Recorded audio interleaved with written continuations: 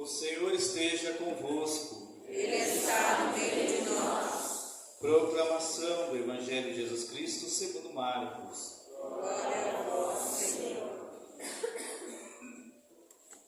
Início do Evangelho de Jesus Cristo, Filho de Deus. Está escrito no livro do profeta Isaías: Eis que envio meu mensageiro à tua frente, para preparar o teu caminho. Esta é a voz daquele que grita no deserto: preparai o caminho do Senhor, endireitai suas estradas. Foi assim que João Batista apareceu no deserto, pregando um batismo de conversão para o perdão dos pecados. Toda a região da Judéia e todos os moradores de Jerusalém iam ao seu encontro. Confessavam seus pecados e João os batizava no Rio Jordão.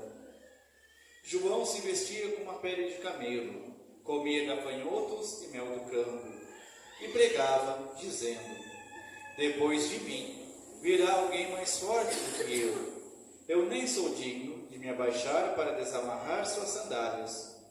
Eu vos batizei com água, mas ele vos batizará com o Espírito Santo. Palavra da salvação. Glória a vós, Senhor.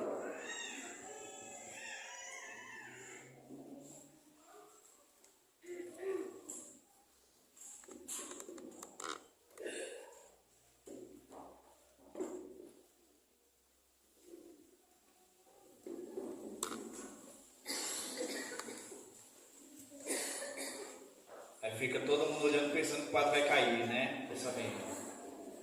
E aí o povo pensa: nossa, que padre folgado, vai fazer humilha sentado. Vou mesmo. Pois bem, alegria celebrar aqui com vocês. Então, se alguém estiver perguntando: nossa, o que é que aconteceu com o padre? Explico. Não, algum tempo atrás sofri um acidente, estou ainda em processo de recuperação. Então não posso ficar nem muito tempo sentado, nem muito tempo em pé. Então eu tenho que ir conciliando, né? Então, como uma parte da missa tem que fazer em pé, outra parte sentada, a homilia, como é uma parte que às vezes vocês terem um pouquinho, então faço sentado, porque senão começa a causar um certo incômodo. Mas é por isso que estou sentado, porque não posso ficar muito tempo em pé ainda. Pois bem, uma alegria celebrar aqui com vocês nesse segundo dia da novena. Se não me engano, começou ontem a festa de vocês, né? Então que Deus abençoe cada um de vocês, Deus abençoe todos aqueles que estão trabalhando para essa festa em honra à Virgem Maria. E agradecemos a Deus por esse tempo de advento, tempo de preparação para o Natal. E as leituras que ouvimos nos ajudam nesse caminho. A primeira leitura, não? Começa de um modo bonito, dizendo: consolai, consolai o meu povo. Queridos, essa é a primeira coisa que devemos entender, não só do Natal, mas sobretudo da presença de Deus na nossa vida. Por muitas vezes a gente escuta dizer: não faz isso porque senão Deus castiga. Faz isso, vai para o inferno, porque Deus está olhando. Eu tenho desespero quando pai e mãe olham para a criança e falam: se fazer isso, papai do céu castiga. Queridos, a gente cresce escutando de um Deus que castiga, de um Deus que condena, de um Deus que vai mandar para o inferno. E aí eu me pergunto: mas quem pode seguir um Deus desse? Que parece um homem ruim que está com o caderno na mão, anotando cada falha nossa para depois nos dar uma punição. É um Deus difícil de seguir. É um Deus que talvez nem vala a pena seguir. Agora, as leituras não falam desse Deus. A Sagrada Escritura não fala de um Deus bonitinho, digamos assim. Mas a primeira leitura é Deus dizendo: consolai, consolai o meu povo. Então a primeira coisa a entender é que a vinda de Deus ao mundo, em Jesus Cristo, no Natal, mas a presença de Deus na nossa vida cotidianamente é uma presença consoladora. Deus não vem para condenar, Ele vem para consolar. E é bonito quando a gente ouve lá no Evangelho, sobretudo de São João, não? Quando Jesus fala do Espírito Santo, Jesus chama o Espírito Santo de o Consolador. Aquele que vem para consolar o povo. Queridos, celebrar o Natal, celebrar esse tempo de advento, é se preparar e pedir a Deus suas consolações. É receber esse Deus de consolação que vem ao nosso encontro. Porque, como diz a leitura, Ele olha para nossas feridas, Ele olha para nossos cansaços, Ele sabe que muitas vezes na nossa vida estamos ali sofrendo com uma coisa e outra, então Ele vem para nos consolar. Mas agora entendamos uma coisa: ser consolado não significa estar livre de sofrimento. Alguém aqui já consolou alguém? Quando a gente vai consolar uma pessoa, a gente não arranca o sofrimento dela, mas a gente se aproxima dela dizendo que eu estou aqui contigo. É isso que a gente faz, não? Quando a gente perde um ente querido, não? Vem lá as pessoas para nos consolar, dizendo: olha, eu estou aqui. Se precisar de algo que eu possa fazer, pede.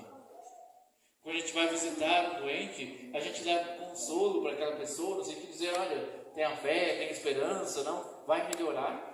Então, quando diz Deus na leitura que Ele é o Consolador, não está dizendo que Ele vai eliminar todo tipo de sofrimento do mundo. Não é isso.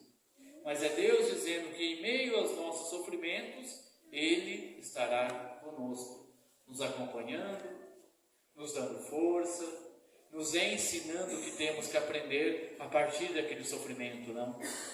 E aí podemos olhar para a segunda leitura de hoje. São Pedro dizendo: não é que o Deus esteja demorando para vir, é porque Deus está agindo de paciência convosco, porque Deus não quer que nenhum se perca. Queridos, as provações da nossa vida são oportunidades que temos para crescer, são oportunidades que temos para nos converter, e muitas vezes as provações de nossa vida servem também como impulso para a nossa conversão.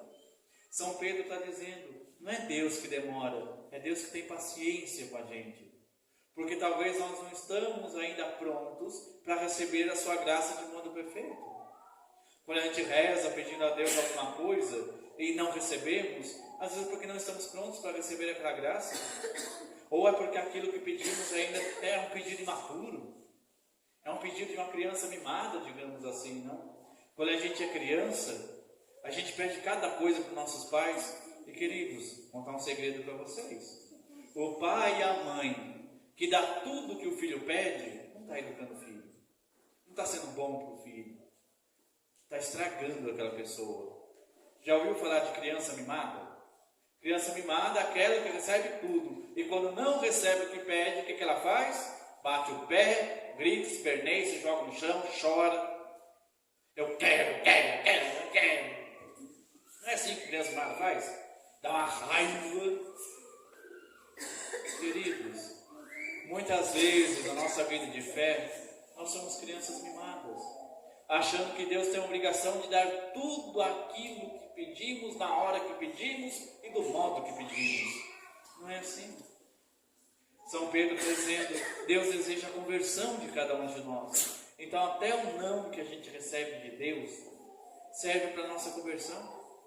As dificuldades que passamos pela vida servem para a nossa conversão. As lutas que temos em nossa vida servem para a nossa conversão. E agora temos que aprender, não, a viver todos os momentos da nossa vida com esse olhar. No que isso me serve para a conversão? No que essa situação que eu vivo me aproxima mais de Deus?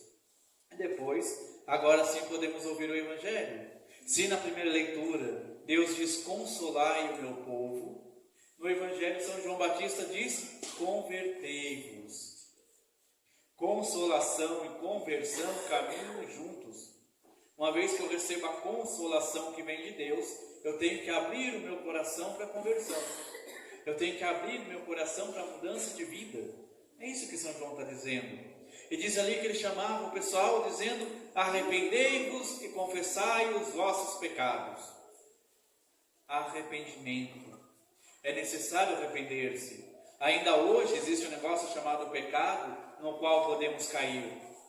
Ainda hoje precisamos nos arrepender daquilo que fazemos de errado. E queridos, Deus é tão bom que todos os dias Ele nos dá a graça do arrependimento. E todos os dias Ele nos dá a graça de pedir perdão e receber o perdão. O problema somos nós, que muitas vezes não queremos.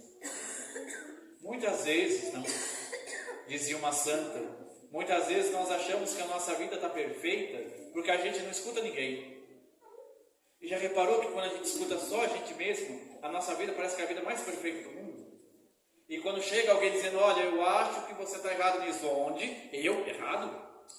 Você sabe o que está falando? Queridos, como é difícil ouvir um conselho nos tempos de hoje. Como é difícil, muitas vezes, dar o braço a torcer diante de uma situação. Como é difícil admitir que está errado. Parece que hoje em dia a gente aprendeu que temos que ter a última palavra sempre. Não é assim. Para arrepender-se de verdade, para converter-se de verdade, temos que ser humildes. Temos que ter a capacidade de dizer muitas vezes, eu errei, eu pequei, eu fiz aquilo que não é bom aos olhos de Deus. E diz ali que São João chamava ao arrependimento e à confissão, dizendo, confessai os vossos pecados. Tem gente que faz muito tempo que não se confessa. Não já foi atender confissões de gente diz, ih, padre, faz muito tempo que eu não me confesso. Às vezes porque de fato a pessoa não tinha acesso, digamos assim, ao padre, mas muitas vezes porque não tinha nem consciência do pecado. Quanta gente chega para confessar, ih, padre, eu não sei nem o que falar na confissão. Queridos, se nós nem sabemos aquilo que é pecado, como que a gente pode ser mais santo? Se nós não conhecemos a palavra de Deus, como que a gente pode ser mais amigo dele? Como que a gente pode ser consolado por ele, se eu não sei escutar o que ele me diz? Queridos, tempo de advento é tempo de pensar em nossos pecados. Diz ali, endireitai os caminhos do Senhor. É endireitar também o nosso coração, os caminhos do nosso coração, não? Às vezes a gente tem a expressão de dizer, o modo de dizer, que a pessoa tem uma vida torta. A gente sabe muito bem que é pecado, mas a gente sabe que o outro está numa vida torta. Ou que a gente está meio torto na vida. Queridos, é hora de endireitar a nossa vida. Aquilo que eu sei que é torto, peço a Deus a graça de fazer direito. Não precisa ir muito longe para perceber isso, não? Exemplo simples. Uma pessoa que se junta com os amigos só para fazer fofoca. Todo mundo sabe que fofoca é um desastre. Todo mundo sabe disso.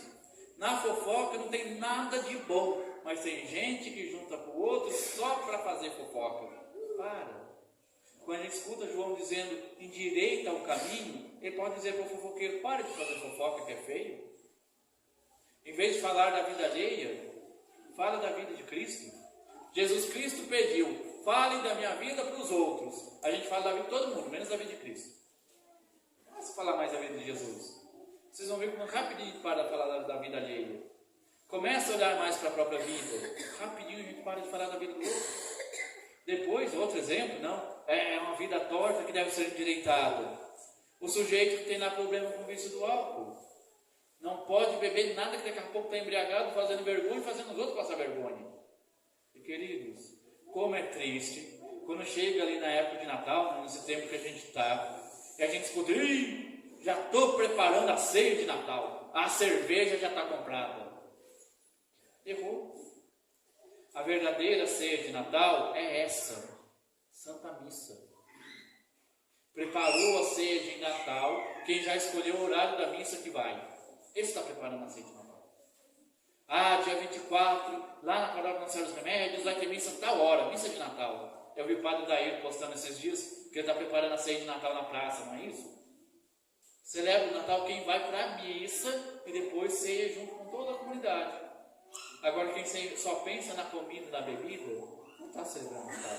Então endireitar a vida é deixar disso, deixar o vício, e fala muitas vezes mais alto na gente, e começar a ter uma vida mais equilibrada. Endireitar o caminho, quando a gente é muito orgulhoso, só sabe escutar a gente mesmo, pedir a Deus a graça da humildade e a graça de escutar o próximo, assim a gente está endireitando o caminho, não? Depois, João ele fala uma coisa bonita também no Evangelho. Ele diz, eu batizei com água, virá aquele que vos batizará com o Espírito Santo. Queridos, todos nós aqui que já fomos batizados, já recebemos o Espírito Santo. E nesse tempo de advento, é bonito a gente ver que quando o anjo fala lá com Nossa Senhora, diz que Maria é cheia do Espírito Santo. Quando Maria vai visitar Isabel, sua parenta, diz que Isabel ficou cheia do Espírito Santo. João Batista, que ainda estava no ventre de Isabel, cheio do Espírito Santo. Então a gente percebe que o advento é um tempo de pessoas cheias do Espírito Santo. É tempo da gente pedir a Deus também essa graça, que sejamos também nós cheios do Espírito Santo. As outras coisas não têm importância, mas se o nosso coração é cheio do Espírito Santo, a gente começa a viver melhor. A gente celebra melhor o Natal, a gente celebra melhor cada fase da nossa vida, a gente começa a dar um sentido maior para cada coisa que acontece, e até mesmo quando vem a dor, o sofrimento, a angústia, se somos cheios do Espírito Santo, passamos por esse momento com serenidade.